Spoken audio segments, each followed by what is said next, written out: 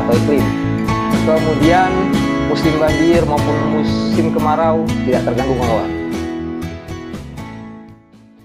Halo kawan-kawan sekalian dimanapun Anda berada, salam sehat untuk kita semua. Kembali bersama saya Fauzan dari Rumah Puyuh Berkah dari Peternak Puyuh Jambi. Halo kawan-kawan, saya ambil video ini tanggal 17 Agustus 2025. Dirgahayu Republik Indonesia yang ke-80. Merdeka. Nah kawan-kawan, saya ambil video kali ini tidak di kandang, tidak di rumah, tetapi ini di kamar adik saya. Kenapa di sini? Nah, ini kawan-kawan di belakang saya nih.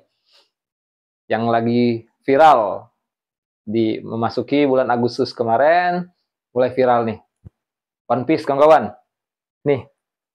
Poster buronan bajak laut. Nih. Luffy Gear 5. Gak kotor gak apa-apa kawan-kawan.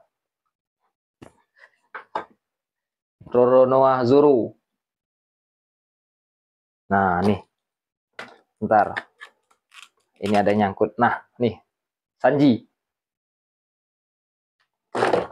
Nah, kawan-kawan, itu alasan saya mengambil video di kamar adik saya nih.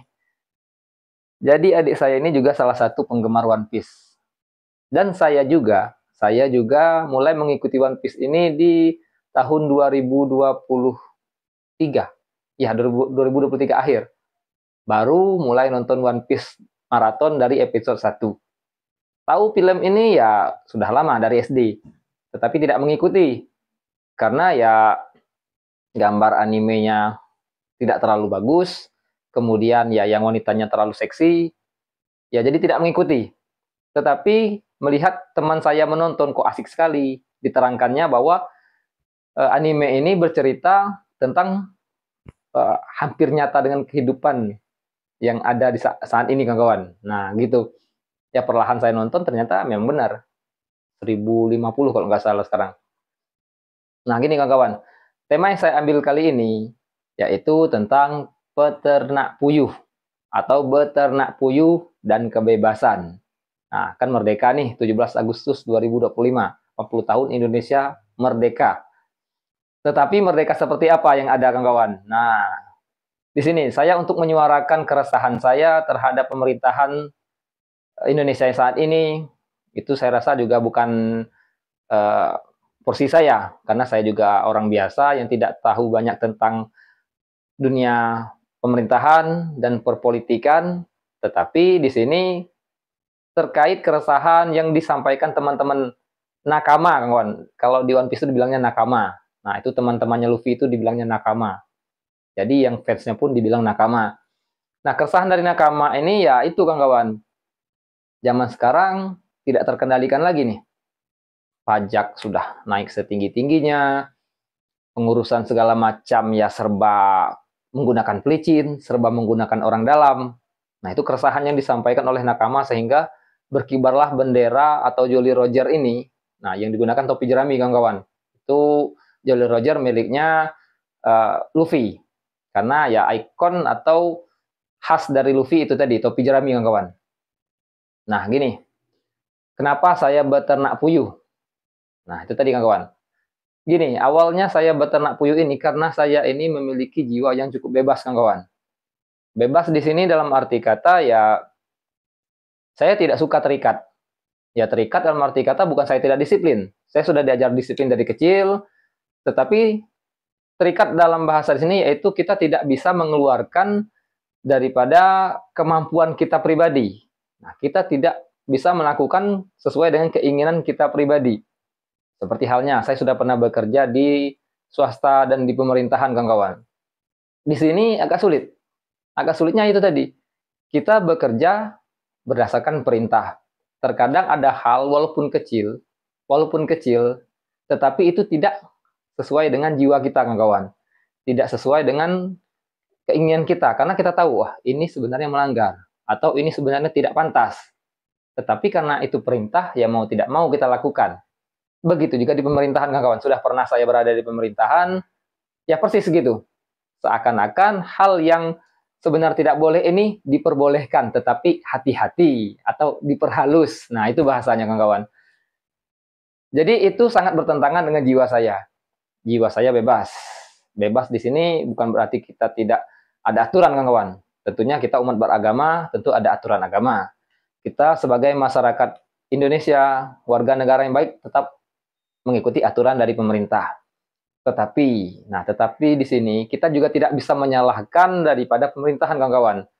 Karena ya mungkin kita pun ketika berada di posisi mereka, pejabat-pejabat ataupun siapa yang ada di instansi pemerintahan, mungkin kita bisa saja sama seperti mereka. Kita tidak bisa menyalahkan mereka. Di sini kita hanya bisa menyalahkan diri kita sendiri, kawan-kawan. Nah, ini yang membuat saya beternak puyuh. Seperti ini yang saya maksud. Misal nih, harga sembako semakin hari semakin mahal. Harga jual produk ataupun hasil panen dari petani atau peternak harganya semakin rendah. Sedangkan biaya produksi terus tinggi nih, kawan-kawan. Nah, kita juga tidak bisa memaksakan atau menyalahkan daripada pemerintah, kawan-kawan. Tinggal kita nih bagaimana caranya. Mencari solusi untuk kita sendiri. Saya sudah mencoba beberapa usaha mandiri, tetapi gagal, kawan-kawan. Gagal mungkin karena ketika saya melakukan atau mulai usaha itu tadi, itu saya masih terikat pekerjaan. Nah, jadi terikat pekerjaan, jadi saya tidak bisa fokus, kawan-kawan. Mungkin di sana. Lain hal sebagainya juga, ini tergantung geografis, kawan-kawan. Tempat tinggal saya, kemudian juga lingkungan tempat tinggal saya ini tidak cocok untuk meningkatkan atau menjalankan usaha-usaha yang sebelumnya saya lakukan. Ketika mengenal puyuh, nah di sini baru, kawan-kawan, mulai belajar, mulai beternak. Nah, di sini kelihatan hasil, kawan-kawan. Kelihatannya beternak puyuh ini bisa dalam ruangan. Jadi tidak terganggu oleh perubahan cuaca atau iklim. Kemudian musim banjir maupun musim kemarau tidak terganggu, kawan-kawan. Asalkan kebutuhan minumnya cukup. Kemudian juga bisa dimulai dengan modal berapapun. Nah, kendalanya tinggal di pemasaran. Di pemasaran, kalau kita mulainya dari kecil, ini akan ketemu sendiri step-stepnya, kawan-kawan. Makanya kalau ditanyakan kepada saya, tips atau nasihat untuk memulai beternak puyuh, saya tetap sarankan mulai saja dengan populasi kecil untuk belajar dulu. Tentunya juga mencari jaringan pasar, kawan-kawan. Nanti di up populasinya pelan-pelan.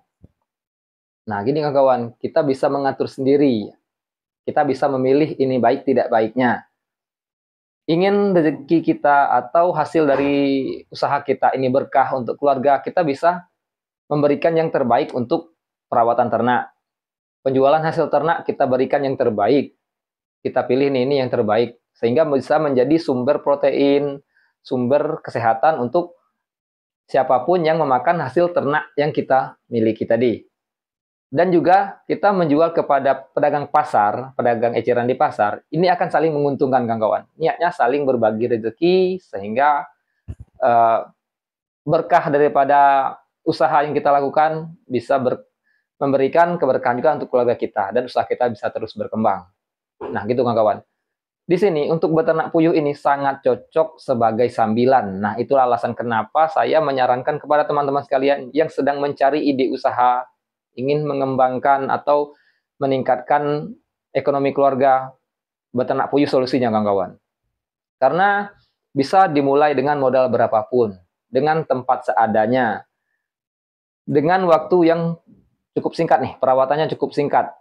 Kemudian juga dengan hasil produksi itu harian. Jadi kita bisa langsung melihat prosesnya, kawan-kawan. Tidak butuh lama untuk bisa melihat hasil dan progres daripada ternak puyuh ini tadi. Ini kenapa saya sarankan beternak puyuh bisa sebagai sambilan. Kalau usaha lain saya rasa agak berat untuk khususnya ternak ya. Khususnya ternak ini agak susah untuk diusahakan sebagai sambilan, kawan-kawan. Inti dari beternak puyuh, ingin berkembang, ingin berhasil itu, mulailah sebagai sambilan dulu, kawan-kawan. Tetaplah sebagai pekerja atau karyawan, baik ini swasta ataupun pemerintahan, tetaplah bekerja, mulai beternak puyuh sedikit dulu, sambilan dulu, kemudian ketika menemukan kecocokan, terus up populasi, up terus populasinya, sampai dengan mungkin bisa menggaji karyawan untuk perawatan puyuh, karena ya tentunya mungkin kawan-kawan sekalian tidak bisa melepas pekerjaan yang ada saat ini. Kalaupun harus melepaskan pekerjaan yang ada saat ini, ya mungkin itu jalan yang lebih baik kawan-kawan. Karena kita harus fokus untuk pengembangan usaha ini. Tentunya berwirausaha harus siap dengan segala risikonya. Tetapi apabila sudah berjalan, sudah berkembang, akan menikmati hasilnya dengan tenang kawan-kawan. Nah, gini, saya juga belum berhasil, saya juga masih dalam proses pengembangan, sehingga saya harap teman-teman sekalian bisa mengikuti progres daripada perkembangan Rumah Puyuh Berkah ini. Nah, balik lagi belakang saya nih kawan-kawan. Di film One Piece ini, yang diutamakan itu adalah tekad, kejujuran, niat untuk mencapai puncak tertinggi. Nah, puncak tertinggi apa yang ingin saya sampaikan sudah saya sampaikan di video sebelumnya. Saya ingin menjadi pengusaha, khususnya di Puyuh Petelur. Nah, baik kawan-kawan, itu dulu untuk video kita kali ini. Dirgahayu Republik Indonesia yang ke-80, merdeka, tidak hanya merdeka secara fisik, tapi juga merdeka secara mental. Ayo kawan-kawan, semangat. Mau belajar beternak puyuh, ikuti terus channel Rumah Puyuh Berkah. Di sini akan banyak video-video menarik tentang beternak puyuh yang akan saya bagikan, dan juga bisa berbagi pengalaman nih, bisa sharing, baik di komentar ataupun nanti menghubungi saya secara pribadi. Kawan, terima kasih banyak atas perhatiannya nih. Salam sehat untuk kita semua. Ayo beternak puyuh